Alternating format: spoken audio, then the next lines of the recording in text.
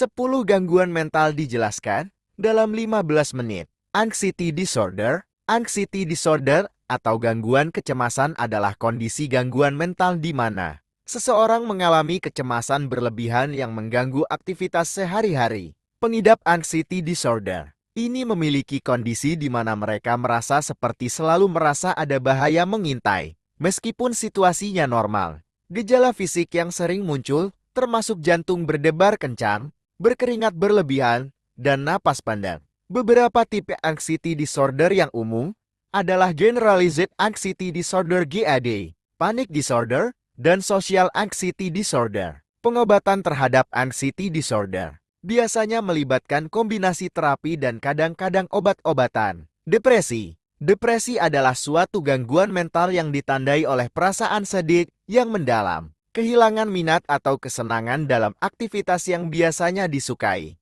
serta perubahan dalam pola tidur, makan, dan energi. Individu yang mengalami depresi seringkali merasa putus asa, tidak berharga, atau merasa terasing dari orang-orang di sekitar mereka. Depresi membuat seseorang kehilangan minat pada hal-hal yang dulu disenangi, sulit tidur, atau malah tidur berlebihan, dan bahkan bisa mempengaruhi nafsu makan. Depresi dapat mengganggu aktivitas sehari-hari dan mempengaruhi hubungan dengan orang lain. Seseorang yang mengalami depresi mungkin merasa terisolasi, putus asa, dan tidak berharga, yang dapat memperburuk kondisi mental mereka. Gejala fisik seperti kelelahan yang ekstrem, sakit kepala, atau nyeri tubuh juga seringkali menyertai depresi, menjadikannya lebih sulit untuk menjalani rutinitas normal. Penting untuk diingat bahwa depresi adalah kondisi yang bisa diobati, dan mencari bantuan profesional adalah langkah yang krusial.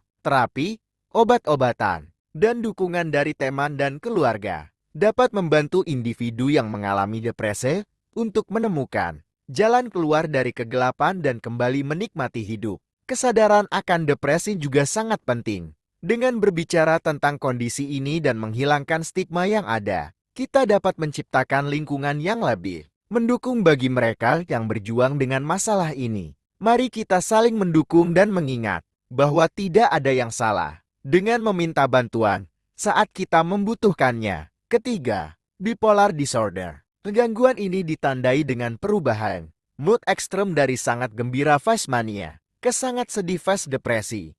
Bipolar disorder dapat berlangsung dari beberapa hari hingga beberapa minggu dan seringkali mengganggu kehidupan sehari-hari seseorang. Selama phase mania, individu mungkin merasa sangat energik, percaya diri, dan bersemangat, bahkan mungkin terlibat dalam perilaku berisiko, seperti pengeluaran uang secara impulsif atau keputusan yang tidak bijaksana. Sebaliknya, pada fase depresi, mereka bisa merasa sangat putus asa, kehilangan minat pada aktivitas yang sebelumnya disukai, dan mengalami kesulitan dalam menjalani rutinitas sehari-hari. Penting untuk diingat bahwa bipolar disorder bukan hanya sekadar perubahan mood. Ini adalah kondisi kesehatan mental yang kompleks yang memerlukan perhatian dan penanganan yang tepat. Pengobatan yang dapat mencakup terapi, obat stabilisator suasana hati, dan dukungan psikologi sangat penting dalam membantu individu dengan bipolar disorder mengelola gejala mereka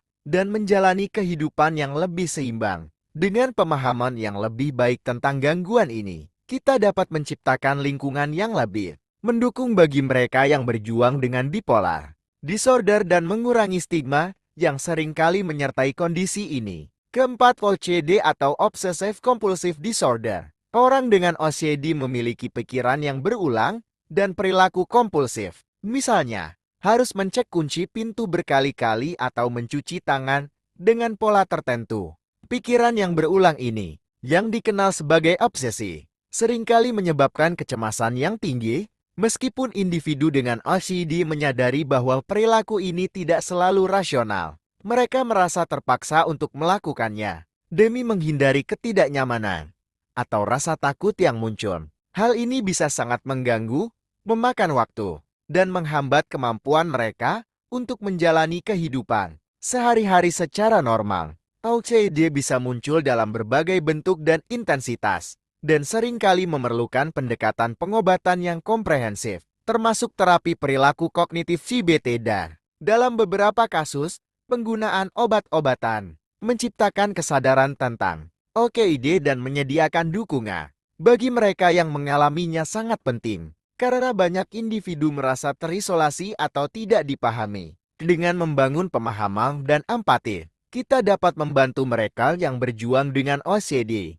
untuk merasa lebih diterima dan didukung dalam proses pemulihan mereka. Keenam, eating disorder seperti anoreksia dan bulimia. Ini bukan sekadar masalah diet, tapi gangguan serius yang melibatkan pola makan tidak sehat dan obsesi terhadap berat badan. Eating disorder seperti anoreksia dan bulimia dapat memiliki dampak yang sangat merugikan bagi kesehatan fisik dan mental seseorang. Anoreksia ditandai dengan penghindaran makanan dan penurunan berat badan yang ekstrem, seringkali disertai dengan ketakutan yang tidak rasional terhadap penambahan berat badan. Sementara itu, bulimia melibatkan periode makan berlebihan diikuti oleh perilaku pembersihan, seperti muntah atau penggunaan obat pencahar untuk menghindari peningkatan berat badan. Kedua gangguan ini seringkali dipicu oleh tekanan sosial, harapan budaya mengenai citra tubuh, atau pengalaman traumatis,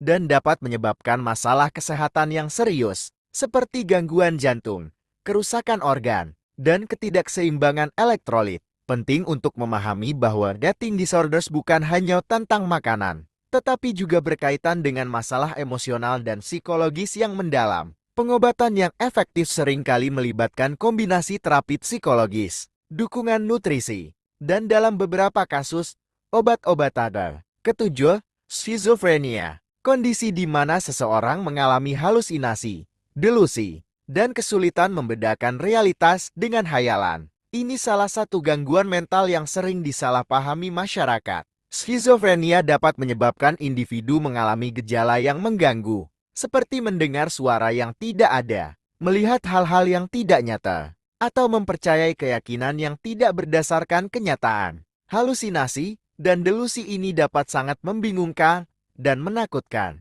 baik bagi individu yang mengalaminya maupun bagi orang-orang di sekitarnya. Selain itu, orang dengan skizofrenia seringkali mengalami kesulitan dalam mengatur pikiran dan emosi, yang dapat mempengaruhi kemampuan mereka untuk menjalani kehidupan sehari-hari. Masyarakat seringkali memiliki stereotip dan stigma negatif terhadap individu dengan skizofrenia, yang dapat memperburuk isolasi sosial dan menghalangi mereka untuk mencari bantuan. Penting untuk menyebarluaskan informasi yang akurat tentang kondisi ini, karena pemahaman yang lebih baik dapat membantu mengurangi stigma dan meningkatkan dukungan untuk individu yang mengalaminya. Pengobatan untuk skizofrenia biasanya melibatkan kombinasi obat antipsikotik dan terapi psikososial yang bertujuan untuk membantu individu mengelola gejala mereka dan meningkatkan kualitas hidup. Dengan dukungan yang tepat, banyak orang dengan skizofrenia dapat menjalani kehidupan yang produktif dan memuaskan, menciptakan lingkungan yang penuh empati dan dukungan. Sangat penting untuk membantu mereka yang berjuang dengan kondisi ini merasa diterima dan mampu mencari perawatan yang mereka butuhkan.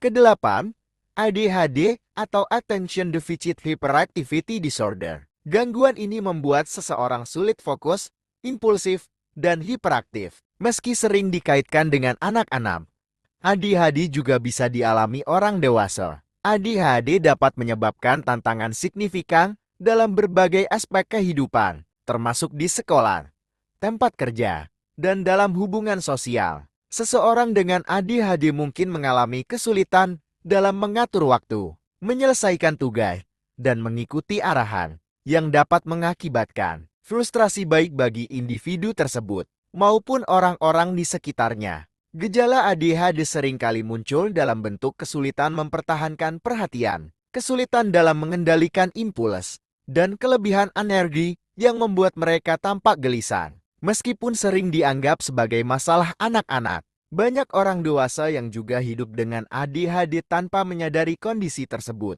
Hal ini dapat menyebabkan masalah dalam karir, hubungan, dan kesehatan mental secara keseluruhan. Diagnosis dan pengobatan yang tepat sangat penting untuk membantu individu dengan ADHD mengelola gejala mereka dan meningkatkan kualitas hidup. Pendekatan pengobatan mungkin mencakup terapi perilaku, obat-obatan, dan strategi manajemen waktu yang efektif. Kesadaran dan pemahaman tentang ADHD sangat penting untuk mengurangi stigma dan mendukung individu yang mengalaminya. Dengan memberikan informasi yang akurat dan dukungan yang tepat, kita dapat membantu mereka menemukan cara untuk mengatasi tantangan yang dihadapi dan memanfaatkan kekuatan unit yang seringkali dimiliki oleh individu dengan ADHD.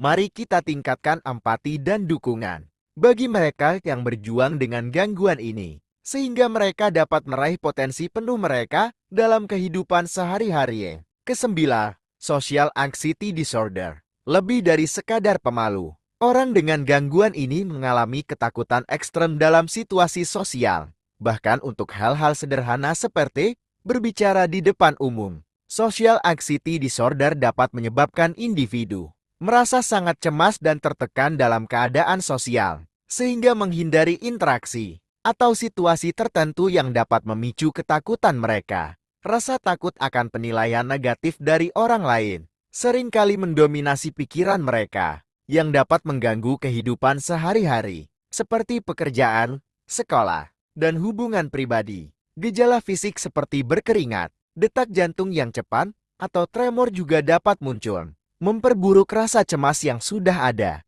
Meskipun social anxiety adalah hal yang umum dialami oleh banyak orang, bagi mereka yang memiliki social anxiety disorder, ketidaknyamanan ini menjadi lebih parah dan berkepanjangan. Penderita sering merasa terjebak dalam siklus ketakutan yang menghalangi mereka untuk berpartisipasi dalam kegiatan sosial yang seharusnya menyenangkan. Dan terakhir, borderline personality disorder (BPD). Gangguan ini ditandai dengan kesulitan mengatur emosi, hubungan yang tidak stabil, dan masalah dengan self-image. Borderline personality disorder (BPD) seringkali membuat individu mengalami fluktuasi emosi yang ekstrem, yang dapat menyebabkan reaksi impulsif dan perilaku yang merusak diri, seperti penyalahgunaan zat atau perilaku berisiko. Hubungan interpersonal bagi penderita BPD seringkali sangat intens, dengan perubahan cepat antara idealisasi dan devaluasi terhadap orang-orang terdekat, yang dapat menciptakan ketegangan dan konflik dalam hubungan tersebut. Masalah dengan self-image juga merupakan ciri khas BPD, di mana individu mungkin memiliki pandangan yang tidak konsisten tentang diri mereka sendiri, seringkali merasa kosong atau tidak yakin tentang siapa mereka. Gejala ini dapat menyebabkan perasaan putus asa dan ketidakstabilan yang mendalam, membuat sulit untuk membangun dan mempertahankan hubungan yang sehat dan stabil. Penting untuk memahami bahwa BPD adalah kondisi yang kompleks, dan meskipun bisa sangat menantang, ada pengobatan yang efektif. Terapi dialektik perilaku DBT telah terbukti membantu banyak individu dengan BPD, dengan fokus pada pengembangan keterampilan dalam mengatur emosi, meningkatkan kesadaran diri, dan membangun hubungan yang lebih sehat. Dengan dukungan yang tepat dan pendekatan pengobatan yang berfokus, individu dengan BPD dapat belajar mengelola gejala mereka dan menjalani kehidupan yang lebih memuaskan. Meningkatkan kesadaran dan pemahaman tentang BPD juga sangat penting untuk mengurangi stigma dan menciptakan lingkungan yang lebih mendukung bagi mereka yang berjuang dengan gangguan ini. Nah, itu dia 10 gangguan mental yang perlu kita ketahui. Ingat ya teman-teman, kesehatan mental itu sama pentingnya dengan kesehatan fisik. Jangan ragu untuk mencari bantuan profesional jika kamu merasa membutuhkannya. Sampai jumpa di video berikutnya.